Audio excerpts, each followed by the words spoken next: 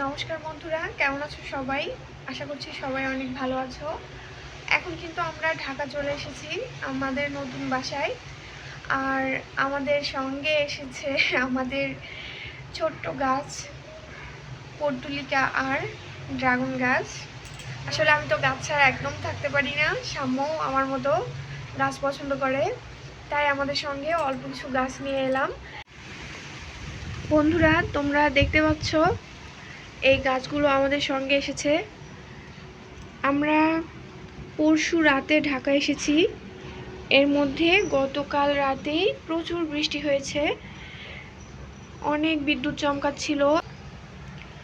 আর কিছুক্ষণ পরেই শুরু হয়ে গেল শিলাবৃষ্টি। বৃষ্টি পেয়ে গাছগুলো দেখতে খুবই সুন্দর লাগছে।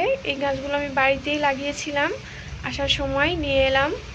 ছোট পাত্রে রেখেছি যাতে আনতে সুবিধা হয়। আর এই গাছগুলো তো অল্প মাটিতেই ভালো থাকে, তাই ওদেরকে ছোট পাত্রেই নিয়ে এলাম। কেমন লাগছে ওদের দেখতে?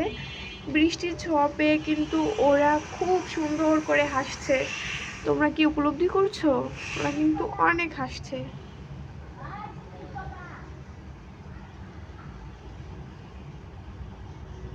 ওদেরকে ছাড়া তো একদমই ভালো লাগে না, তাই সঙ্গে নিয়ে এলাম।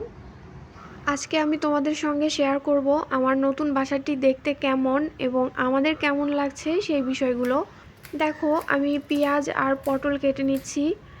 আমাদের বাসায় কোনো বটি নেই, তাই ছুরি দিয়েই পেঁয়াজ আর পটল কেটে নিচ্ছি রান্না করার জন্য। রান্নার কাজ গুছিয়ে নিয়েছি, এখন বাসাটি দেখাবো। নিচ থেকে উঠে এলাম দ্বিতীয় তলায়। আমাদের রুমের দরজা খুলেই ভেতরে ঢুকছি। এই যে পাশে একটি রুম দেখতে পাচ্ছ তালা দেওয়া, এটি এই বাসারই অংশ। রুমটি এখনও আমরা ইউজ করছি না, কিছুদিন পর থেকে ইউজ করব। আর ড্রয়িং ডাইনিং একসঙ্গে, যেহেতু এখনও শু র্যাক আনা হয়নি তাই জুতাগুলো এভাবেই রেখেছি। আর বেচিংয়ের ব্যবস্থাটাও খুব ভালো। বাথরুমটি দেখতে পাচ্ছ একদম পুরোটি টাইলস করা আর পরিষ্কার পরিচ্ছন্ন। আমাদের ড্রয়িং রুমের খুব বড় একটি জানালা আছে, আর জানালার পাশেই আছে দোতলা বাড়ির ছাদ, আর সেখানে অসংখ্য গাছগাছালি। এখানে দেখতে আমার অনেক ভালো লাগছে, মনে হচ্ছে বাড়িতেই আছি। সামনেই বাড়ির উঠান, মাঝে মাঝেই এখানে দেখতে ভীষণ ভালো লাগছে। সঙ্গেই আছে রান্নাঘর। রান্নাঘরের স্পেসটা যথেষ্ট, আর অনেকগুলো তাক করা আছে, যার কারণে রান্নাঘরের কোনো র্যাক অথবা মিটসেপের প্রয়োজন নেই। সবগুলো তাক খুব ভালোভাবেই ব্যবহার করা যাবে। আমরা খুব অল্প কিছু জিনিস নিয়ে এসেছি এখানে, আর খাওয়া দাওয়া করবো, এর জন্য কিছু বাজার সদাইও করা হয়েছে। আমি কিভাবে কি রেখেছি, পরশু রাতে এসে যতটা সম্ভব ধুলাবালি পরিষ্কার করে নিয়েছি। আর এটি গতকালের ভিডিও। আজকে আমি ভিডিও এডিটিংয়ের কাজ করছি, তো তোমরা দেখো 2-3 দিনের মধ্যে আমি বাসাটি কতটা গুছিয়ে নিয়েছি আর কি কি জিনিস আনা সম্ভব হয়েছে সেটি তোমাদের সঙ্গে শেয়ার করছি। আমি কথা বলছি, আমার কথার সঙ্গে তোমরা পুরো বাসাটি সুন্দর করে খেয়াল করবে।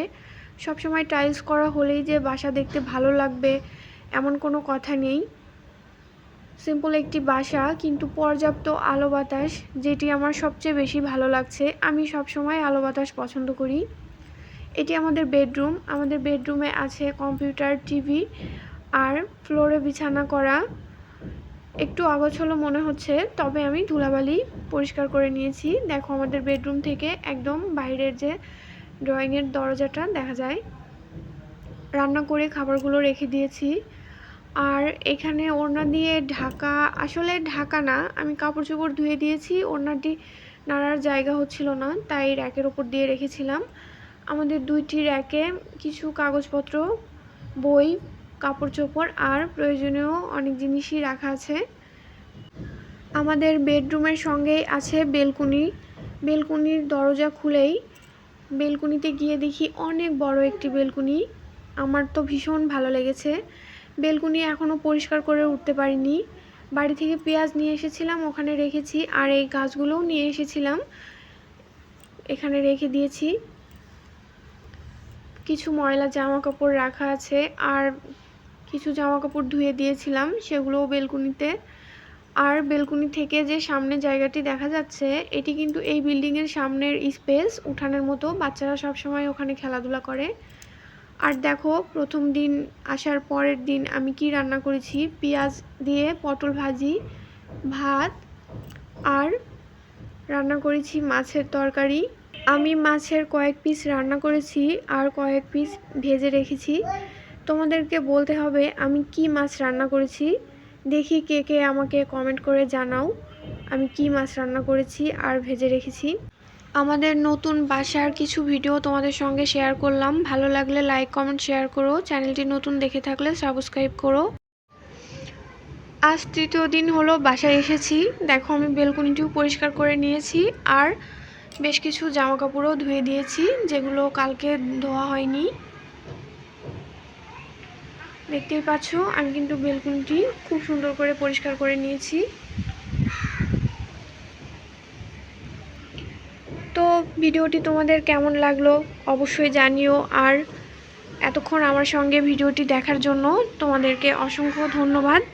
সবাই ভালো থেকো, সুস্থ থেকো। আর বৃষ্টির প্রতীক্ষা করো। যেখানে যেখানে বৃষ্টি হয়নি সেখানে খুব বৃষ্টির প্রয়োজন। ঢাকা আসার পরে বৃষ্টি দেখে আমার খুবই ভালো লাগছে। সবাই ভালো থেকো, টাটা।